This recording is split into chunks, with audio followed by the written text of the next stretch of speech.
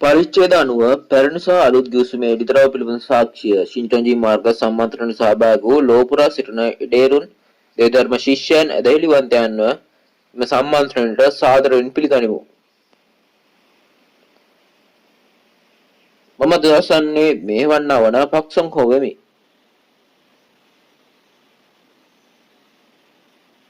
ලෝපුරා විකාශය වන ශින්ටොන්ජී මාර්ග සම්මන්ත්‍රණයට පැමිණි ඔබ සැමට ස්තුතියි.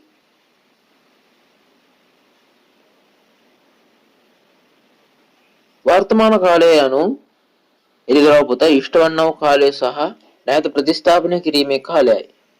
පුද්ගලයෙකුගේ සිත සහ සිතුවිලි අලුත නිර්මාණය වන කාලයයි. නිර්මාණය වන්නේ කුමක් කරාද? ඒ දෙවියන් වහන්සේගේ බීජය සහ යේසුස් වහන්සේගේ රුධිරය හරහා වේ. දෙවියන් වහන්සේගේ බීජය යේසුස් වහන්සේගේ රුධිරය තුල මේ ජීවනයේ වචනේ අඩංගු වන අතර ඔබ මේ වචන අනුභව කරන්නේ නම් ඔබ දෙවියන් වහන්සේගේ බීජය යේසුස් වහන්සේගේ රුධිරය සහ ජීවනය ලබා ගන්නු ඇත.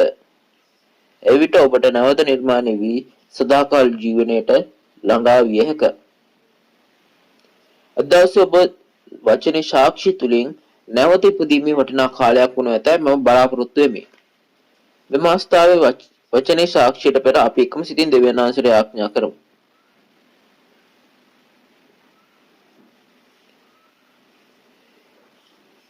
ස්තුතිවන්ත වූ පියනි දෙවියන් වහන්සේ, අද ඔබ වහන්සේ මට ලබා දුන් ආදරය කරුණාවට අවංකව ස්තුතිවන්ත වෙමි. අද දවසේ පරිච්ඡේද 90 පැරණි සහ අලුත් ගිවිසුමේ එක්තරා විලෝද සාක්ෂිය ශින්ටොන්ජී මාර්ග සම්මන්ත්‍රණය හරහා ඔබ වහන්සේගේ වචනේ මේ ලෝකයට බෙදා ගැනීමට අපට වටිනා කාලයක් ලබා දීම ගැන මම සැබවින්ම කෘතඥපූර්වක වෙමි. දෙවියන් වහන්සේගේ වචනය අවබෝධ කර ගැනීමට අවංක හදවතකින් මෙම ස්ථානයට පැමිණි ලෝකරා සිටින බොහෝ එඬේරන් සහ ඇදහිලිවන්තයන්ට ඔබේ කරුණාව එක්කල මැනව. එවිට ඔවුන්ට වටිනා වචනය අවබෝධ කර දෙවියන් වහන්සේව මහිමයට පත් කළ හැකි ජනතාව බවට පත්වනු ඇත. වචනයට සාක්ෂි දෙන උපදේශකතුමන්ට අසීමිත කරුණාව සහ ආදරය එක්කල වෙනව. එමෙන්ම වචනේ ලබන විශ්වකර්මානයේ සියලුම ඇදහිලිවන්තයන්ට සැබෑ අවබෝධය ලබා දුන මැනව. සෑම මොහොතකම මිනිස්යාගේ දීවත් කර දෙවියන් වහන්සේගේ දේවල් වලින් අප පුරවා දාල මැනව.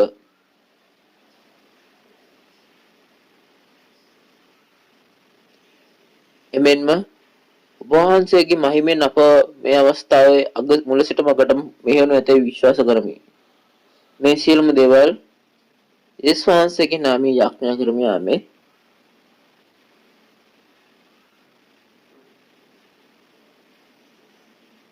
අද දින පැරණි සහ අලුත් ගිවිසුමේ පරිච්ඡේද 90 එළිදරව් සාක්ෂි දීම. කලින් පාඩමේ සිට අද දවසේ ද්විතීක පාඩම් මාලා අංක 14 දෙවියන් වහන්සේගේ අරමුණ සහ කැමැත්ත යන වචනයට සාක්ෂි දීමට අද දවසේ අපි බලාපොරොත්තු වෙනවා. අද දින එළිදරව් පොත ඉෂ්ට වන අවස්ථාවේ දෙවියන් වහන්සේගේ අරමුණ කුමක්ද යන්න පැහැදිලිව වටහාගෙන සාක්ෂිය තුලින් පොරොන්දු ස්වර්ගයට යන සදාකාලික ජීවනයේ සහභාගී වීමට අපට හැකියාව ලැබෙන තේ මම බලාපොරොත්තු වෙමි. මේ අවස්ථාවේදී දෙවියන් වහන්සේගේ වචනේ සාක්ෂි දරන පේත්‍රස් ගෝත්‍රයේ ප්‍රධාන දේශකතුවෙක් වන කිම් චු ගිල් අපි පිළිගනිමු. ස්වර්ග සහ සදාකාලික ජීවනයේ ප්‍රාර්ථනා කර ලෝකරා සිටින එනිරුනි දේධර්ම ශිෂ්‍යයනි එදිලිවන්තේනි සාදරයෙන් ඔබ සියලු දෙනා පිළිගනිමු. මගේ නම කිම් චු ගිල් වෙමි. ශින්ටොන්ජී යේසුස් සභාවේ පේත්‍රස් ගෝත්‍රයේ සභාවක ප්‍රධානතුමා වෙමි.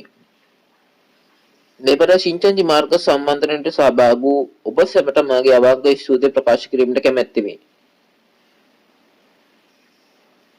අද ඔබ මාසම මෙනෙහි කරන දෙවියන් වහන්සේගේ වචනේ වන්නේ ද්විතීක පාඩම් මාලා අංක 14 දෙවියන් වහන්සේගේ කැමැත්ත සහ අරමුණයි. අදස ප්‍රධාන පාඩය වලට වන යෙරමියා 31 මතෙව් 13 ලූක් 22 එළිදරව් 7 එළිදරව් 19 එළිදරව් 21 බාටපත් වේ.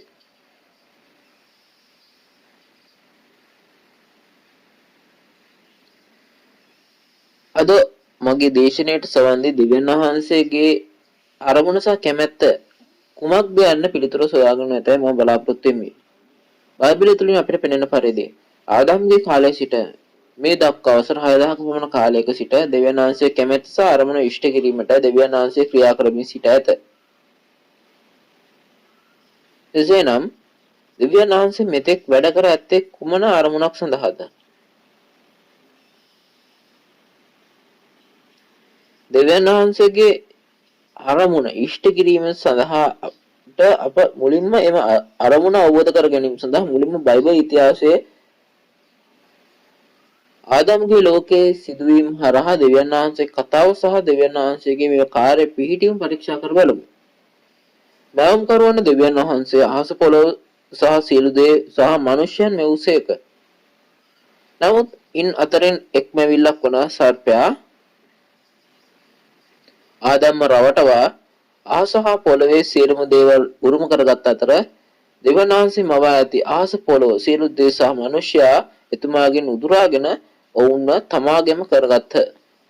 මේ අනුව දෙවියන් වහන්සේට ආදම්ගේ පාපය නිසා දෙවියන් වහන්සේ විසින් නිර්මාණය කරන ලද මේ ලෝකයෙන් එතුමාට ඉවත් වීම සිදු විය. මෙය වසර 6000කට පෙර සිදු වූ සිදුවීමකි. දැන් දෙවියන් වහන්සේගේ ස්ථාවරය මේ වෙන විට කුමක්ද? මිනිසුන්ට තව ආදරය කරන එක දෙයක් නැති වුණත් ඒක හොයන්න මහන්සි වෙන්නේ නැද්ද? එතකොට මේ ලෝකේ මවපු දෙවියන් වහන්සේගේ හදවත කොහොම වෙනවද? එමෙන්න තමාගෙන් ගලවාගත් මේ සමාගෙන් සර්පයා විසින් ගලවාගත්ත මිනිසයන් ගැන කෙසේ හිතනවද? එවැනි තත්වයක සිටි දෙවියන් වහන්සේගේ විශ්ව ගම්මානය හැරගිය දෙවියන් වහන්සේගේ අරමුණ වූයේ එතුමන් වහන්සේට නැති වූ දේ නැවත ලබා ගැනීමට කටයුතු කිරීමයි. තවද දෙවියන් වහන්සේගේ අරමුණ දෙවියන් වහන්සේ මේ සුභාරංචි 4 එළිදරව් පොතේ අනාගත වාක්‍ය සටහන් කර ඇති බැවින් යේසුස් වහන්සේ විසින් පොරොන්දු අලුත් කිසිම එළිදරව් ඉෂ්ට වන විට දෙවියන් වහන්සේගේ මෙම අරමුණ සම්පූර්ණයෙන්ම සාක්ෂාත් වේ.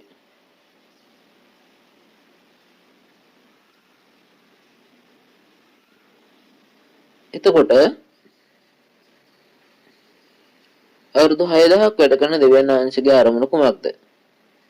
බලමුව ආදම්ගේ මේ අපරාධයේ සිට දූෂිත වූ සාම්ප්‍රදායික ස්වභාවන පළමු මාස පොළොව විනාශ කර අලුත් ජාතියක් සහ ගෝත්‍ර 12ක් නිර්මාණය කිරීමයි.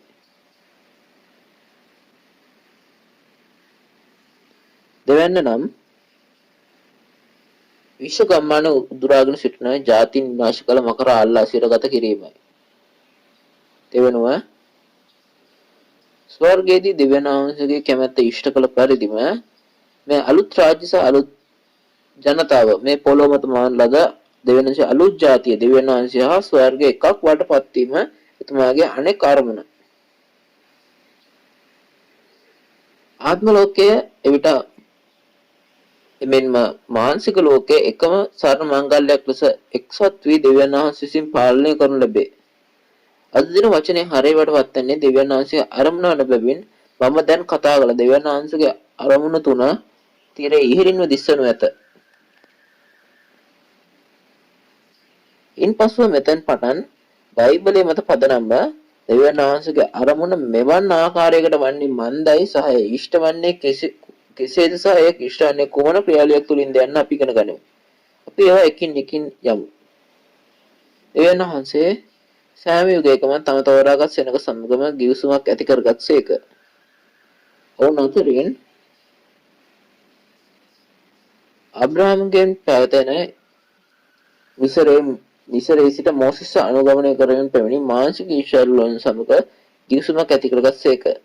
දැන් ගිවිසුමේ නික්මයම 19 පහේ ඉඳන් 6 අන්තර්ගතයේ හොඳින් පැහැදිලි කර ඇති ස්ථානයකි. අපි මේ වචන එකට ගොස් කියවා බලමු.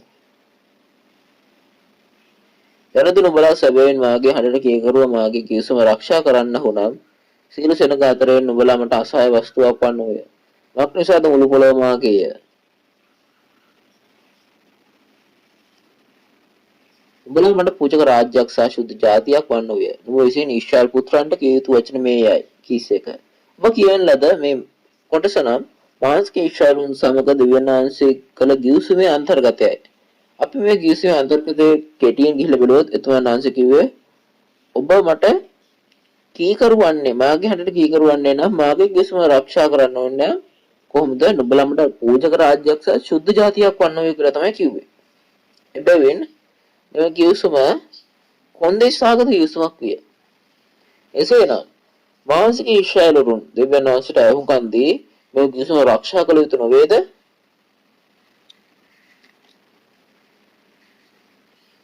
ඉතින් මෙම කිවිසුම රැකිය යුත්තේ කුමන ආකාරයේ කිවිසුමක්ද? දෙවියන් වහන්සේ ඊශ්‍රායල් සෙනඟට අනකල ආඥා අතර එක් ආඥාවක් තිබුණා.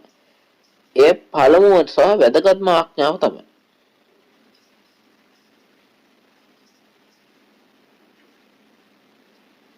නික්මයන් 23 පවසන්නේ එයයි. උඹලාට දෙවියන් වහන්සේ හැර වෙනත් කිසිම දෙවියෙකුට නමස්කාර නොකළ යුතුයි කියන වග. එසේනම් ඊශ්‍රායල් වරුන් මෙම කිවිසුම හොඳින් පිළිපැද්දද? එසේ කළේ නැහැ. පැරණි කිවිසුමේ එක රාජාවලි 11 ඔබට දැකිය හැකි පරිදි ඊශ්‍රායලී රජු සලමොන් විදේශීය දෙවි කෙනෙකුට සේවය කළ අතර ආදම්ෙන් ඔහුද කිවිසුම කඩ කළසේක.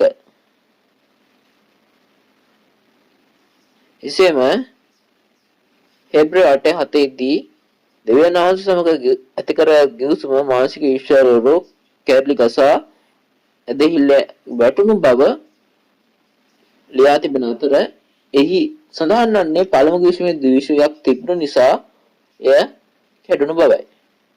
එනම් තෝරාගත් ජනතාව කිවිසුම කඩා කිවිසුමෙන් ඇදහිල්ලෙන් වැටීම යනු මෙයයි. ඉතින් දෙවියන් වහන්සේ වසර 2600කට පමණ පෙර අනාගත වක්තෘ යෙරමියා මාර්ගයෙන් අලුත් දෙයක් නිර්මාණය කිරීම පොරොන්දු විය. මේ කතා කරන අලුත් දේ යන්නේ අදහස් කරන්නේ පාපයෙන් තොර දෙවියන් වහන්සේගේ අලුත් රාජ්‍ය සහ අලුත් ජනතා මිස පව් කළ ආදම්ගේ රුධිරයෙන් පැවතෙන ලෝකය නොවේ.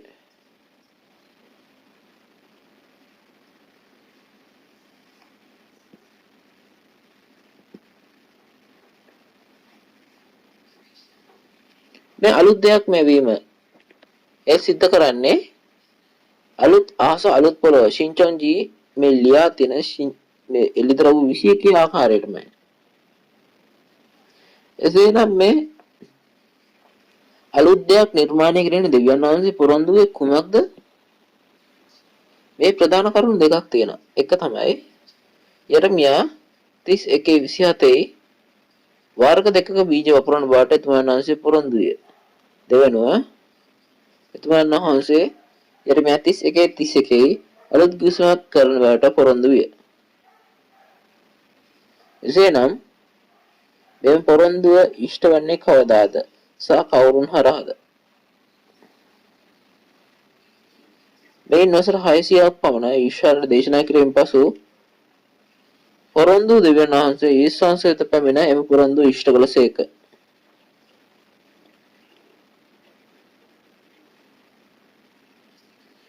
පළමු අපි මේ தත්ත්වය ගැන ගොස් බලමු. පළමු පැමිණීමේදී මතෙව් 13 අනාගත වාක්‍ය පළ කර පරිදි ඒ ශාංශිකේ කෙතේ වර්ග දෙක බීජ පුරා ඇත.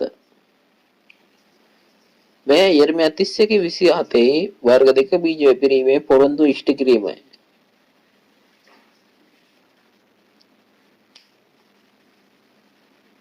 එසේම ඒ ශාංශයේ ලෝක 22 ඒ ශාංශිකේ රුධිරයෙන් අලුත් කිවිසුමක් ඇති කළ සේම අලුත් දේවල් නිර්මාණය කිරීම සඳහා අලුත් කිවිසුමක් ඇති කිරීමට පොරොන්දු විය.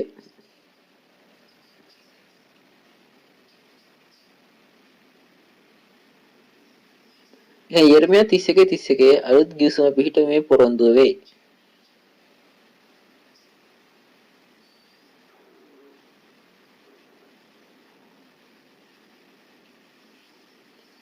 එබැවින් පළමු පැමිණීමේදී වර්ග දෙකක බීජ වපුරන ලද ආකාරය සහ බීජ දෙකේ සැබෑව වෙන් කර හඳුනා ගැනීම අපි බලමු.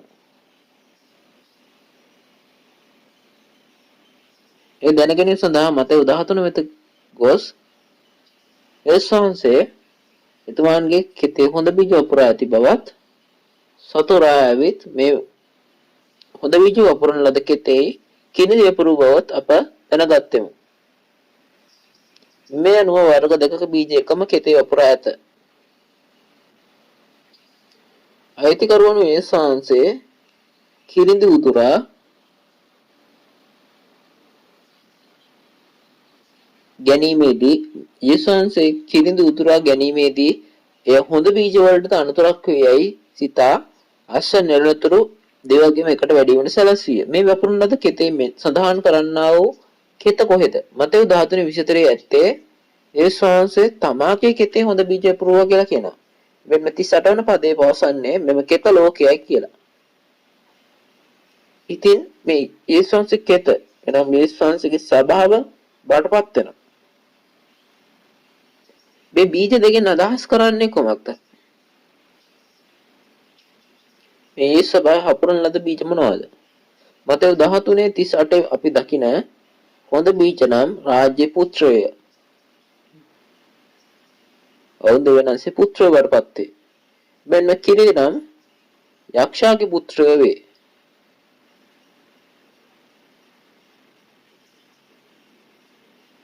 දෙවියන් වහන්සේ පුත්‍රයන් සහ යක්ෂයාගේ පුත්‍රයෝ අස්සන් රැළතෙක් දෙවගේම එකම කෙතේ වැඩෙන බව කියන ලැබේ.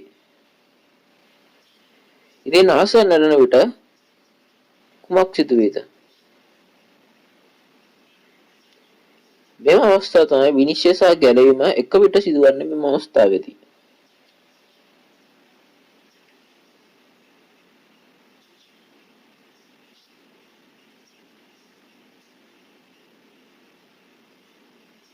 දෙවියන් වහන්සේගේ බිච්චෙන් උපන් දෙවියන් වහන්සේ පුත්‍රයන් ගැලවීම සඳහා අටුවට නෙලා ගන්න අතර නමුත් යක්ෂයාගේ බීජෙන් උපන් ලබන යක්ෂයාගේ පුත්‍රයන් අසන් නෙලා නොගෙන කෙතේ ඉතිරි කරන ලබයි.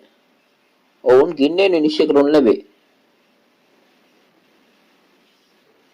ඔබ ස්වර්ගයේ බලාපොරොත්තු වන දෙවිවන්තයෙක් නම් වර්තමාන කාලයේ බීජ අපුරන කාලයේද අසන් නෙලන කාලයේද යන්න ඔබ බයිබලයේ සමග තහවුරු කරගත යුතුයි. මේ අවස්ථාව අසන් නෙලන කාලය නම් අපි අසන් විය යුතු නොවේද?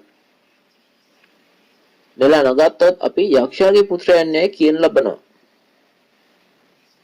මේ වචන මේවා මගේ වචන නෙමෙයි. මේවා යේසුස් වහන්සේගේ වචනයි. අසන් නෙලීම හෝ නෙලා නොගැනීම මත ස්වර්ගය හෝ නිරය රඳා පවතින බව මතක තබා ගන්න ඕනේ. මේක හොඳින් මතක තබා ගන්න කියලා මම ඔබ සමගින් ඉල්ලා සිටිනවා. ඉතින් මේ අසන් නෙලන කාලය කවදාද? මතෙව් 13:39 අසන්න නෙලීම ලෝක අවසානයේ බව පැවසුසේක.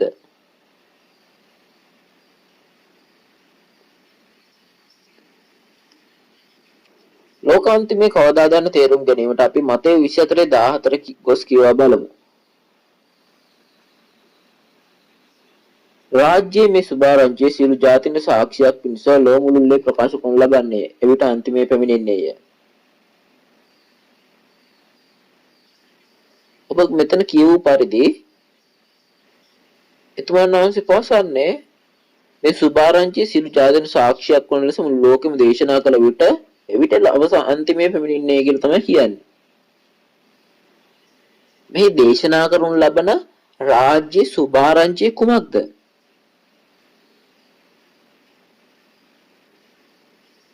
මේ තමයි සුභාරංචි 4 අනාගත වාක්‍ය සහ අලුත් ගිවිසුමේ එළිදරව්වේ අනාගත වාක්‍ය බාටපත් වේ.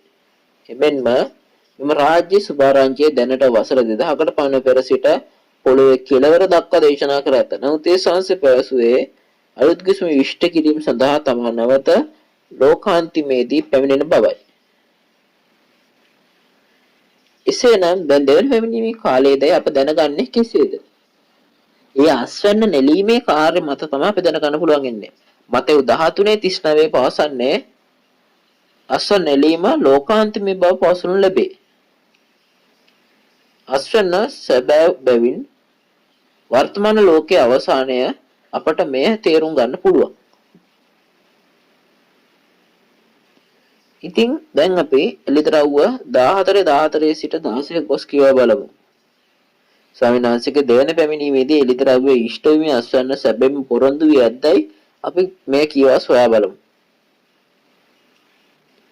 තවද සුදු වලාකුළකුත් ඒ වලාකුළ පිට තමාගේ හිසේ රන් ඔටුන්නක් සහ තමාගේ අතේ මොහොත් දැකයක් දත්ත ඇතුවා වූ මනුෂ්‍ය පුත්‍රයෙකු වැනි කෙනෙක් වැඩ ඉන්නවා දුටුමි. වෙන දේවදූතයෙක්ද දේවමාලිකාවෙන් නික්ම ඇවිත් වලාකුළ පිට වැඩහුන් තැනන් වහන්සේට මහා ශබ්දයකින් මොරගසා ඔබ වහන්සේගේ දෑකැත්තේ මා කැපුව මැනව. මක්නිසාද පොළවේ ගොයම් පැසී තිබෙන බැවින් කපන කාලය පැමිණ තිබේයයි කීය. එවිට වලාකුළ පිට වැඩහුන් තැනන් වහන්සේ දෑකැත්ත පොළොවට හෙළුසේක පොළවේ ගොයම් කපනු ලැබුවේය. මෙතන කියූ පරිදි යේසුස් වහන්සේ පැවසූ ලෙසම දේවදූතයෙක් කෙතේ ඉදුණු ඵල නෙළමින් සිටී. එනම් ඇයි මේ අසන්න සිදුවීම සිදු වෙන්නේ? ඇත්ත වශයෙන්ම මේ දෙවියන් වහන්සේ අලුත් රාජ්‍ය අලුත් ජනතාව නිර්මාණය කිරීම සඳහා නොවේද? යේසුස් වහන්සේ පළමු පැමිණි බීජ පුරහස්ස නෙලා ගන්නා වඩ පොරොන්දු වූ පරිදි එතුමන් වහන්සේ අද පොරොන්දුවේ එඬේරා වෙත පැමිණ එතුමන් වහන්සේ විසින් වපුර ලද මේ බීජවල ඉදුණු ඵල අස්ව නෙළමින් සිටී. දැන් එසේනම් අස්ව නෙළන අවස්ථාවේදී එකම කෙතේ වගා කරන ලද බීජ දෙකකින් උපන් අය කැපී පෙනෙනවා. ඔවුන් වෙන් කර හැකි කෙසේද? ඔව්. ඔබ සැබවින්ම දන්නා පරිදි දෙවියන් වහන්සේ බීජෙන් උපන් දෙවියන් වහන්සේගේ පුත්‍රයන් අටුවේ අස්ව නෙළා ස්වර්ග රාජ්‍යයට ලබයි. ඊට ප්‍රතිවිරුද්ධව යක්ෂයාගේ බීජෙන් උපන් යක්ෂයාගේ පුත්‍රයන් නෙලා නොගෙන කෙතේ මිටි බැඳ ඉතුරු කරන අතර ඔවුන් නිරයට යනු ඇත. එබැවින් දෙවන පැමිණීම අවස්ථාවේදී අස්ව නෙළන කාලය වන අතර අස්ව නෙළන කාලය ලෝකාන්තිමේ වේ. මේ ලෝකාන්තිමේදී යක්ෂයා විසින් මෙහෙවන ලද පළමු ආසා පළමු පොළොවේ මුල් පරම්පරාවේ සාම්ප්‍රදායික සභාව අවසන් වන අතර දෙවියන්වහන්සේගේ බීජෙන් උපන් අය අස්ව නෙළා මුද්‍රා තබා අලුත් ආසා අලුත් පොළොව නිර්මාණය කරනු ලැබේ.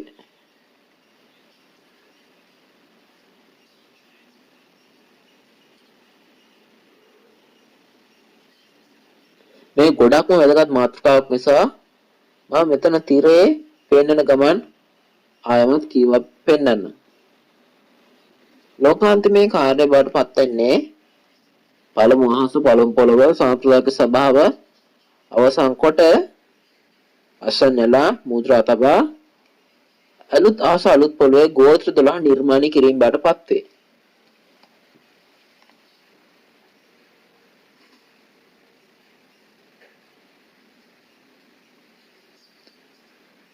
එතකොට මේ අස්ව නෙළන ලද එළිදරව්වේ වචනේ මුද්‍රා තබා අලුත් ජාතිය අලුත් රාජ්‍ය ගෝත්‍ර නිර්මාණ කරන්නේ කවදාද?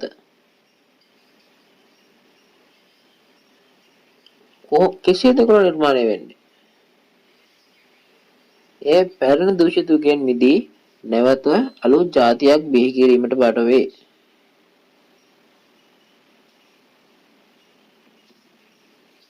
ඉතින් එළිදරව් 21 දූෂිත කලින් ලෝකය පළමු ආසා පළමු පොළව විනාශ වී අලුත් රාජ්‍ය අලුත් ජනතාව අලුත් ආසා අලුත් පොළව නැවත නිර්මාණය වනු ඇත. අපිට මෙතන එළිදරව් 6 සහ 7 පරිච්ඡේද හරහා පළමු ආසා පළමු පොළව නැතිව අලුත් ආසා අලුත් පොළව පිහිටවීම පිළිබඳ සැබෑ පරීක්ෂා කළ හැකිය. එළිදරව් 6 වෙනි පරිච්ඡේදයේ පළමු ආසා පළමු පොළව පිළිබඳ සැබෑව අඳුරුව වැටෙන ඊරහඳ තරු ගැන කතා කරනු ලැබේ. එනම් විනිශ්චය කරනු ලබන සාම්ප්‍රදායික සභාවයි. එමෙන්ම එළිදරව් 7 වන පරිච්ඡේදයේදී අලුත් ආසා අලුත් පොළව අලුත් ජනතාව අලුත් රාජ්‍ය අස්ව නෙළවි මුද්‍රා තබන සිංචන්ජී ගෝත්‍ර 12 බවට පත් වේ.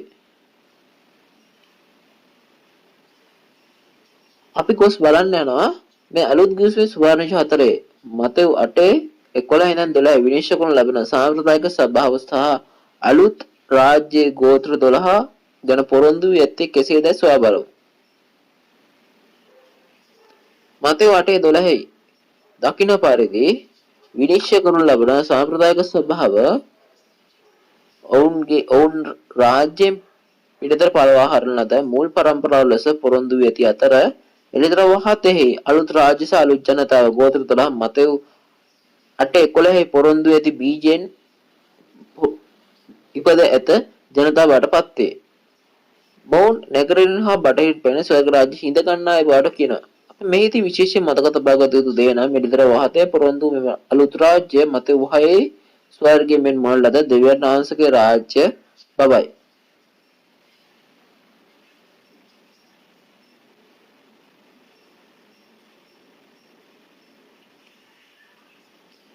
මේ අනුව වර්ග දෙකක බීජ වැපිරීමේ අනාගත වාක්‍ය බීජ වර්ග දෙකක් වැපිරීමේ අනාගත වාක්‍ය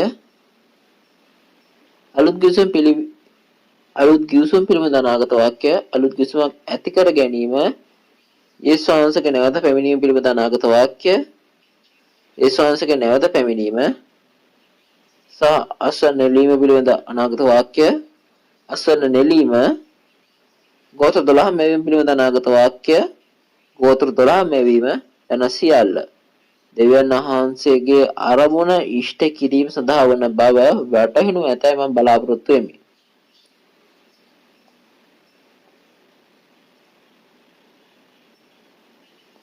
ඉන්පසු පළමු ආස සහ පළමු පොළොව විනාශ වන්නේ නම් අලුත් ජාතියක් නිර්මාණය කළහොත් එලිතරව 20 මකරා අල්ලා සිරගත කරනු ඇත. එමෙන්ම දෙවියන් වහන්සේගේ අරමුණ ඉෂ්ට වන්නේ එලිතරව 19 ආත්ම ලෝකයේ සහ මාංශ ලෝකයේ විවාහ වී දෙවියන් වහන්සේ පාලනය කරන අලුත් ලෝකයක් ස්ථාපිත වූ විට පමණි. නමුත් එතුමන් වහන්සේ මේ මකරාට වහා යන්න නිරයට යන්න කියලා කිව්වොත් එයා තනියම යනවද? නැහැ. ඒක නිසා තමයි මෙතන යුද්ධයක් තියෙන්නේ. එබැවින් දෙවියන් වහන්සේගේ අලුත් රාජ්‍ය අලුත් ජනතාව දෙවියන් වහන්සේගේ බලවත් සොල්දාදුන් ලෙස සාදා සතුරු මකරාගේට එරෙහිව සටන් ජයගෙන මකරාව නිරේ සිරගත කළසේක. ඒ නිසා මේ යුද්ධය ඉතා වැදගත්. මාක්‍රිසාද යත් අවුරුදු 6000ක් පුරා පැවති දෙවියන් වහන්සේ සහ යක්ෂ අතර පැවති යුද්ධය අවසන් වන්නේ එලිදරව් පොතු සම්පූර්ණ විට පමණි. මෙන්ම ජයග්‍රාහකයා මෙම විශ්ව ගම්මානය පාලනය කරනු ඇත.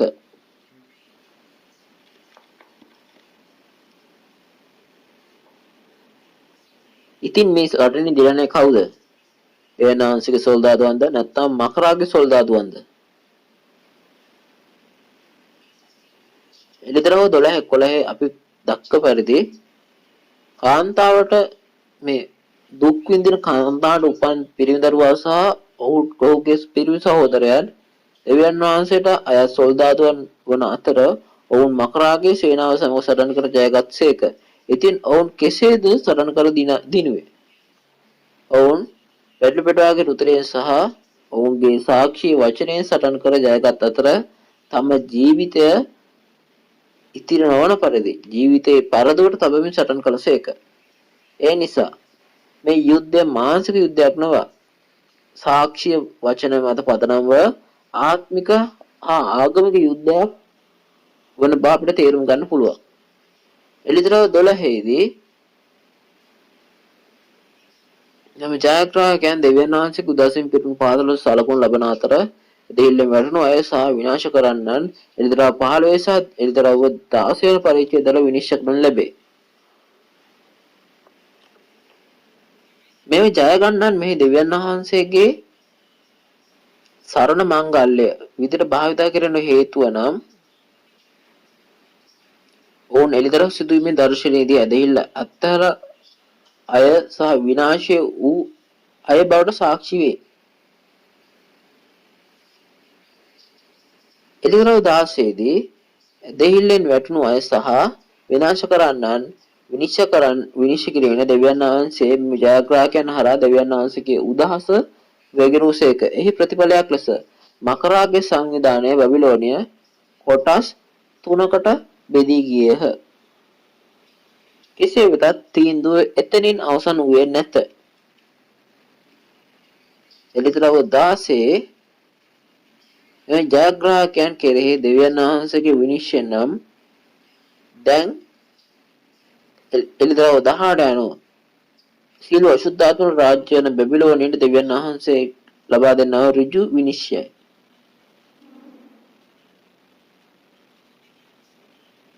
එසේනම් දෙවියන් වහන්සේ ඔවුන් විනිශ්චය කරන්නේ ඇයි? මෙතන කියවූ පරිදි ස්වාමීන් වහන්සේගේ දෙවෙනි පැමිණීමේ කාලය නොවාගේ හා ලොත්ක කාලයෙන් වෙනවනු ඇත. දූෂිත යුගයක් අවසන් කිරීම විනිශ්චය කරයි. නමුත් තවමත් වහල්භාවයේ සිටින මේ තෝරාගත් අය බැබිලෝනියේ රැඳී සිටියොත් විනිශ්චය කළ හැකිද? එබැවින් එලිතරව් 18:4 පවසන්නේ මාගේ සෙනගිනි බැබිලෝන් පිටතට පැමිණෙන්න. ඒගේ පාප වලට හවුල් නොවන්න. ඒගේ වසංගත වලට හසු නොවන්න කියලා කියනවා.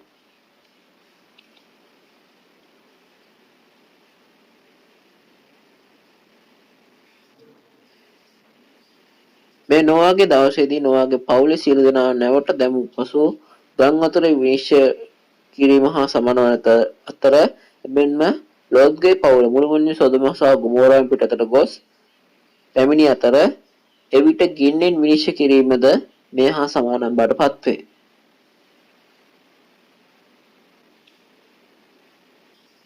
මේ ආකාරයෙන්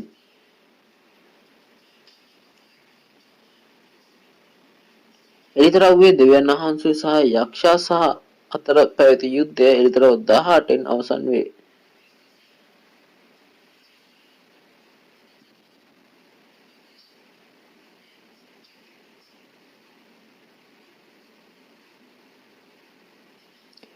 දැන් අපි යක්ෂයට එරෙහි යුද්ධය දිනු පසු හොඳ දේවල් සිදුවිය යුතු නොවේද? දැන් අපි එලිතරව් 19 ස්වාමීන් වහන්සේ සමග එක්සත් වූ දෙවියන් වහන්සේගේ හමුදාවේ සුදු අශ්ව සේනාව බැබිලෝනිය විනිශ්චය අවස්ථාවේදී පලායන බැබිලෝනියේ පාලකයන් අතුගා ගැනීම සඳහා අවසන් වලට සිදු කරනු ලැබෙන සටන බවට පත්වේ.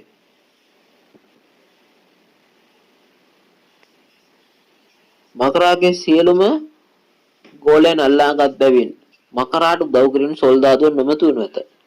බැබිලෝනියට එරෙහි අවසාන විනිශ්චය මේ වනු ඇත. මෙයින් මකරා අල්ලා සිරගත කරනු ඇත.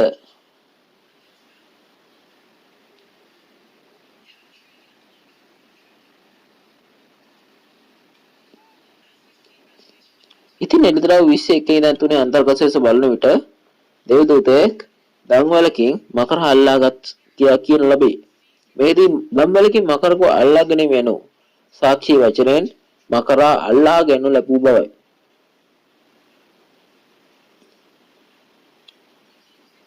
මේ මකරා මොන වගේ සත්වයක්ද?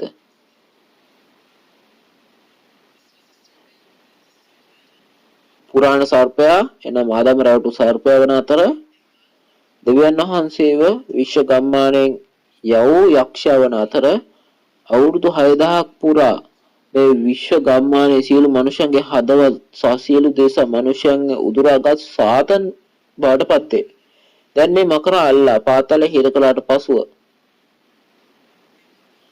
ආයේ තවදුරටත් රැවටීමේ කාර්යයක් ඇති වෙන්නේ නැහැ. අපි මේ දැනගත යුතු නම් මේ මකරා අල්ලා ගැනීමට දෙවියන් වහන්සේ මෙතෙක් කටයුතු කර ඇති බවයි. එම නිසා එලිතරව් ඉශ්‍රවණව කාලය තුල අලුත් රාජ්‍ය සහ අලුත් ජනතාව ගෝත්‍ර 12 අශ්ව නිලිම සහ මුද්‍රා තැබීම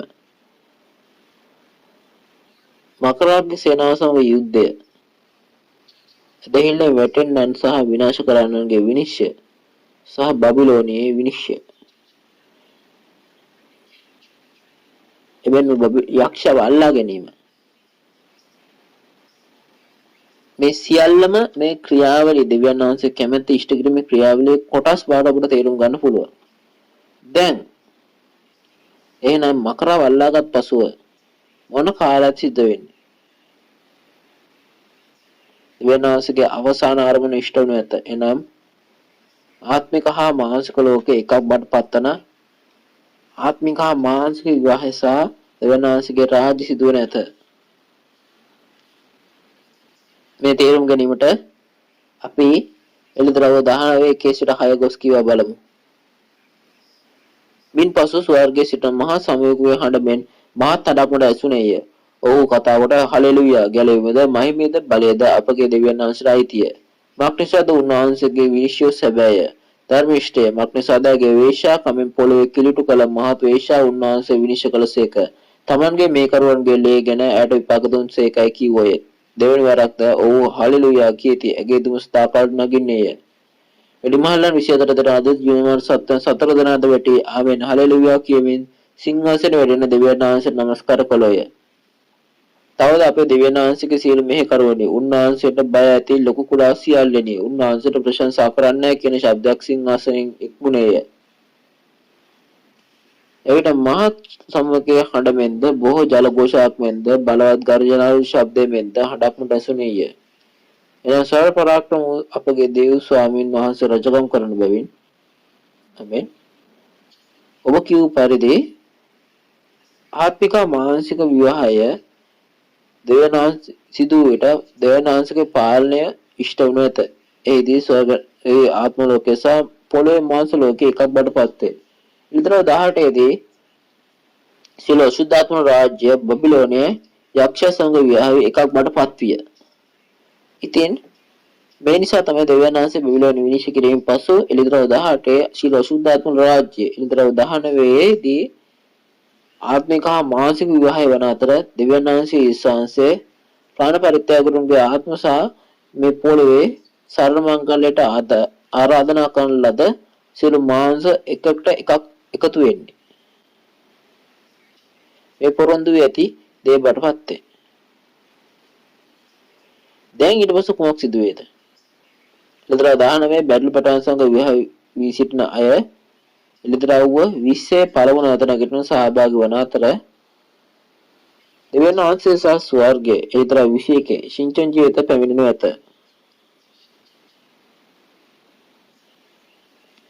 එවිට දෙවියන් වහන්සේ ආශාවෙන් බලා සිටි ආශා කළ දෙවියන් වහන්සේ පාලනය සාක්ෂාත් කරනු ඇත.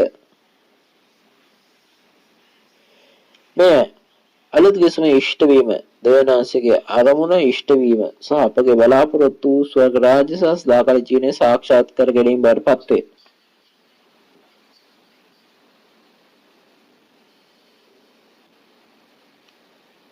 අද දවසේ පාඩම සාරාංශගත කරමු. අද දේශනාවේ මාතෘකාව වරවත්වන්නේ දෙවියන් වහන්සේ කැමැත්ත සහ අරමුණයි. දෙවියන් වහන්සේගේ කැමැත්ත වන්නේ පළමු ආස සහ පළමු පොළ විනාශ කර දෙවියන් වහන්සේ බීජන උපන්න අය සමග අසන්න වී මුද්‍රා වෙලා අලුත් රාජ අලුත් 12 නිර්මාණය කිරීම බඩපත් වේ.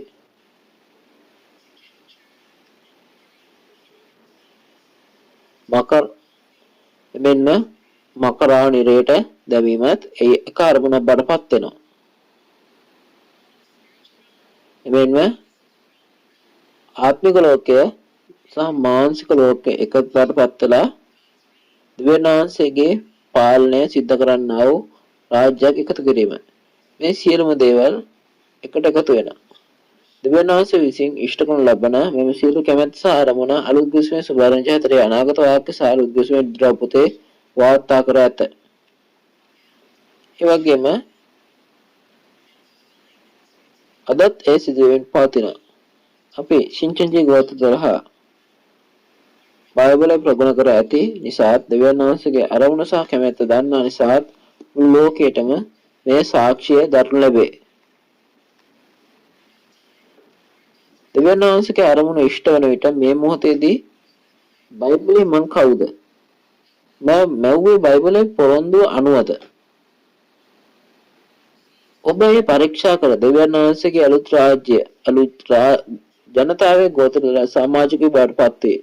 දෙවියන් වහන්සේ විසින් පාලනය කළ ලද සාමේ ලෝකයේ ස්වර්ගයේ සදාකාල ජීවනය පිළිබඳ ඔබගේ සියලු බලාපොරොත්තු ඉෂ්ට කර නැතයි මම බලාපොරොත්තු වෙමි. ඊළඟ පාඩමේදී අපේ ද්විතීක පාඩම් මාලා අංක 15 දෙවියන් වහන්සේගේ ආහාර සහ සාතන්ගේ ආහාර ගැන ඉගෙන ගන්නවා. ඊළඟ දේශනාව පවත්වන්නා වූ දේශකතුමා මට වඩා හොඳින් වචනේ ප්‍රකාශ කරන්නා වූ පුද්ගලයෙකු වේ. බැවින් ඔබට බලාපොරොත්තු වෙන සහ අපේක්ෂාවෙන් ඊළඟ වතාවේදී ඔබට මේ අවස්ථාවට සහභාගී වෙ හැක. අවසාන වශයෙන් අපි දෙවියන් වහන්සේ තුළ යේසුස් වහන්සේ තුළ සහ බයිබල තුළ එකයි කෑගසමු වියාවන් කියලා. මොකද ඒකසන්න වියාවන් කියලා. අපහ එක්වීම ගැන ඔබට ගොඩක් ස්තුතියි. දෙවියන් වහන්සේ යේසුස් වහන්සේ සහ බයිබලය තුල we are one. We are one. මම දැන් පියාණන් දෙවියන් වහන්සේට යාඥා කරන්න ස්තුතිවන්ත වූ අතිශය ආදරණීය පියාණන් දෙවියන් වහන්සේ අද මේ මොහොතේ අපට ස්වර්ගයේ ආහාර ලබා දීම ගැන ඔබ වහන්සේට අවංකව ස්තුතිවන්ත වෙමු. පියාණන් වහන්සේ අදහස් කළ පරිදි දෙවියන් වහන්සේ බීජෙන් උපන් අය අපි අසන්න වී මුද්‍රා වී ගෝත්‍ර සමාජිකයන් බටපත් මකරා පරාජය කර දෙවියන් වහන්සේ රජකම් කරන අපට ස්වර්ග ඒ සදාකාලික ආශිර්වාදයක් සදාකාලික දෙවියන් වහන්සේගේ රාජ්‍ය ජීවනය ලබා ගනිමු.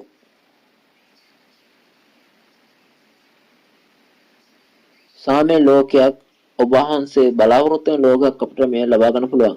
අදවසේ සම්බන්ධන සහභාගී සියලු ඇදහිලිවන්තයන්ට ආත්මිකව සහ මානසිකව ආරක්ෂා කර ඔවුන් සියලු දෙනාටම මහත් වූ කරුණාව ඊළඟ පාඩමේදී ලබා ගන්න පුළුවන් විදිහට උදව් කළ වෙනවා. මේ සියලු දේවල් යේසුස් වහන්සේගේ සුදු නාමයෙන් යාඥා කරමු. ආමෙන්. අවසානයේ තෙක් නැරඹු ඔබ සියලු දෙනාට ස්තුතියි.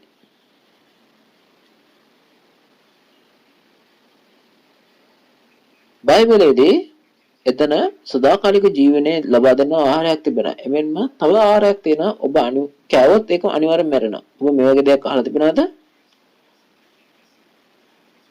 සමිඳුන් වහන්සේ දෙවෙනි පැමිණි අවස්ථාවේදී සදාකාලික ජීවනයේ මේ වැදගත් ආහාරය දෙවියන් වහන්සේගේ ආහාරය අප අනුභව කළ හැකි කොතනින්ද? ඒ අවබෝධ කරගෙන සදාකාලික ජීවනයේ ආහාර සොයාගෙන අනුභව කර ඔබ සමට ස්වර්ගයේ සදාකාලික ජීවනයේ ප්‍රාර්ථනා කරමි. ඔව්.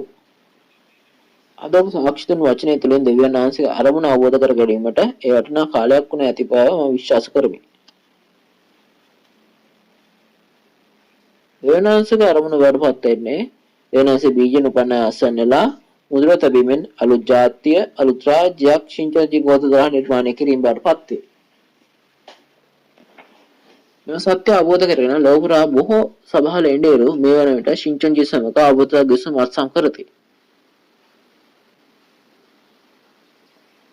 මේ වීඩියෝ නරඹන සියල්ලට නම් පොරොන්දු අනුව දෙවියන් වහන්සේ විසින් නිර්මාණය කර ලද දෙවියන් වහන්සේගේ පොළොව මත පිටවන ශින්චෝජි ගෝත්‍රවල ස්වර්ගයට සහභාගී වූ ස්වර්ගයේ සදාකාලික ජීවනයේ ළඟා වීමට හැකියාව ලැබෙන තමයි මම ප්‍රාර්ථනා කරමි. ඊළඟ වතාවේදී 15 වන පාඩම දෙවියන් වහන්සේගේ ආහාර සහ සාතන්ගේ ආහාරයන් මාතෘකාව සමග වචන සාක්ෂි ලැබේ. වේලාව අද මෙන්න උදේ 10 බවටපත් වේ. ඔබ පැමිණ දෙවියන් වහන්සේගේ සැබෑ වචනේ අර්ථය අවබෝධ කරගන්න නැත්නම් මම බලාපොරොත්තු වෙමි. අදින පණිවිඩට අමතරව ඔබට වෙනත් ශින්චෝජි සභාව සමග හෝ එළිදරව් පිළිබඳ ප්‍රශ්න තිබේ නම් කරුණාකර තිරේ පෙන්වා ඇති එක් ගෝත්‍රයේ නිතාංකය අමතන්න.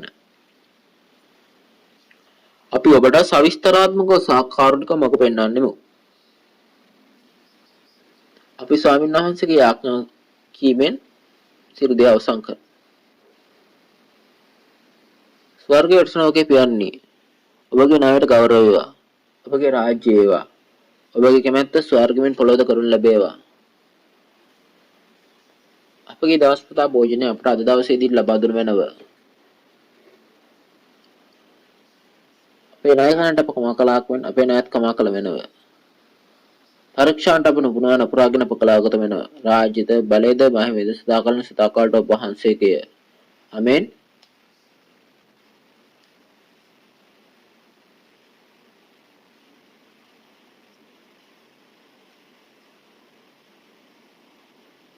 අප සමග අවසානයේ සිටීම ගැන මම දෙවියන් වහන්සේගේ ඇදහිල්ල පොළට අවංකව ස්තුතිවන්ත වෙමි.